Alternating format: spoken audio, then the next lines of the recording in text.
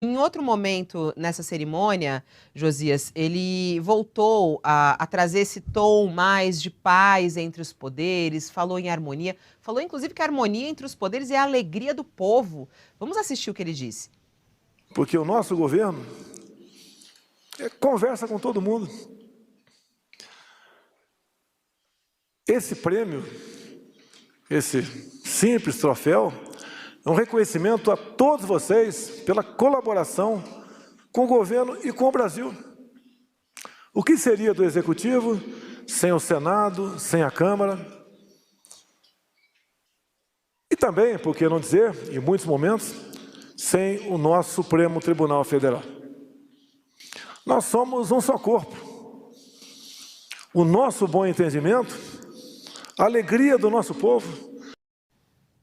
É importante dizer que esse prêmio, né, o Marechal Rondon de Comunicação, ele foi criado para homenagear personalidades que ajudam as comunicações do Brasil. É um prêmio dado pelo próprio governo e foi dado para eles mesmos, né?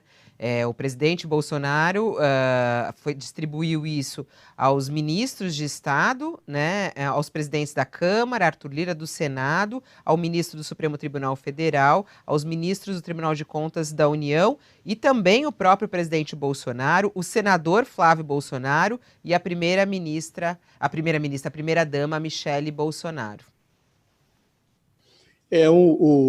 A concessão desse prêmio, né, é em si mesmo um escárnio, né? Eu estava assistindo às cenas ontem e eu ouvi instintivamente um barulhinho ao fundo, acho que era o ruído do Marechal Rondon se remexendo no túmulo, porque era pessoa respeitável, o Marechal Rondon. E aí vem um prêmio com o seu nome entregue para Flávio Bolsonaro. Qual é a contribuição que Flávio Bolsonaro deu às comunicações no Brasil? Michele Bolsonaro, o próprio Bolsonaro.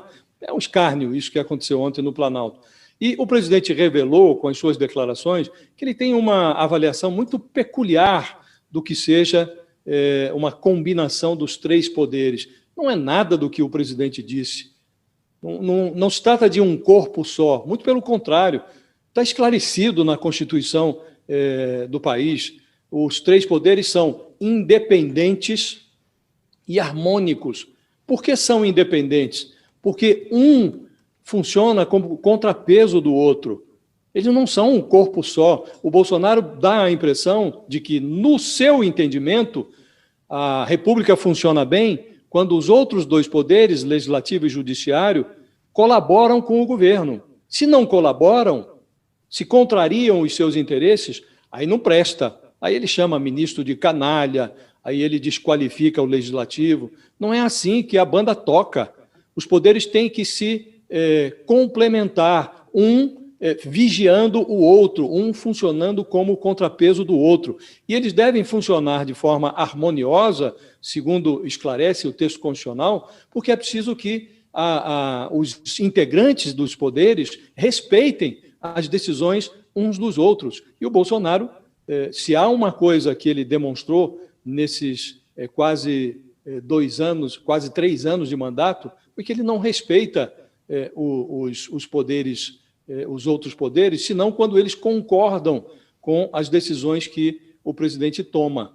Então, é uma visão completamente deformada do que vem a ser o funcionamento harmônico e independente dos poderes, e isso levou os brasileiros a constatarem que, infelizmente, a democracia no país não é um dado da realidade, é preciso que a gente lute por ela. Se o Bolsonaro serviu para alguma coisa, foi para mostrar que o que nós imaginávamos assegurado, que a democracia, não está assegurado. E democracia é mais ou menos como nadar, a gente aprende praticando.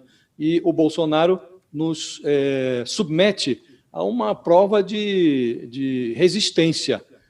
O brasileiro nunca teve que nadar tanto para assegurar o que é básico, que é a democracia.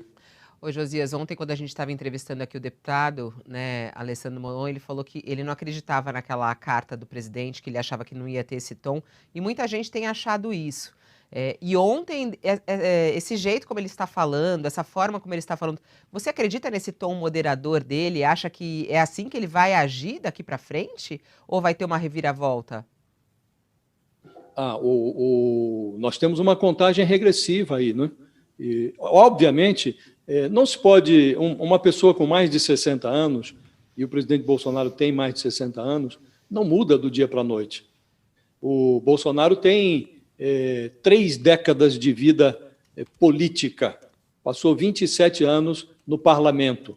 Durante esses 27 anos, ele jamais, nenhuma vez, ele se sentou ao redor de uma mesa para negociar qualquer coisa, nem mesmo os seus interesses corporativos, os interesses das corporações que ele representou sempre, a vida inteira, corporações fardadas, bombeiros, PMs, oficiais de Forças Armadas, nem mesmo nesses assuntos ele foi capaz de se sentar ao redor de uma mesa para negociar alguma coisa. Ele sempre se especializou em virar a mesa. E uma pessoa que se comportou assim durante 3 décadas não muda do dia para a noite. Então, o objetivo do Bolsonaro é virar a mesa.